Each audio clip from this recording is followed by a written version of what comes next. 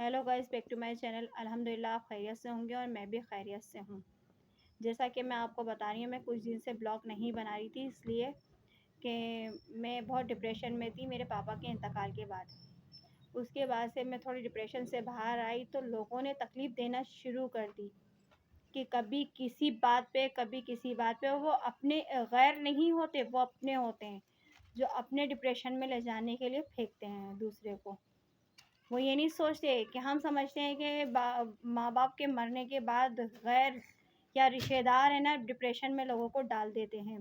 Depression में अपने सगे बहन भाई डालते हैं, और डिप्रेशन में डालने के लिए बहुत ज़रा तंग किया जाता है हर तरीके से।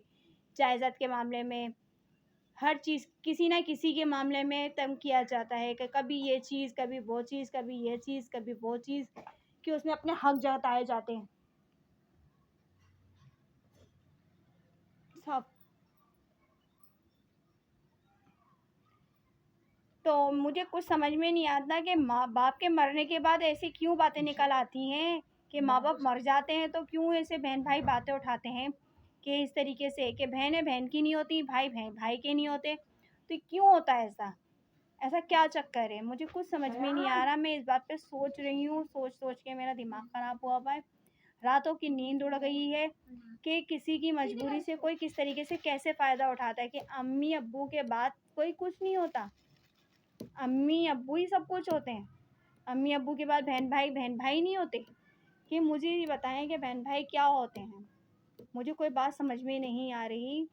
मेरी बात तो कुछ समझ में नहीं आ रही कि मैं सोचती हूँ कि वालिद अगर ज़िंदा होते तो ये नौबत ही नहीं आती कि जिसको घर का बड़ा बनाया जाता है वो भी नहीं समझाता कि ये बातें क्यों निकल रही हैं कि बड़ी बहन को किस तरीके से जलील किया जाता है, या बड़े भाई को किस तरीके से, छोटे भाई को किस तरीके से जलील किया जाता है, कैसे इज़्ज़त की जाती है। कोई किसी को कुछ नहीं बताता।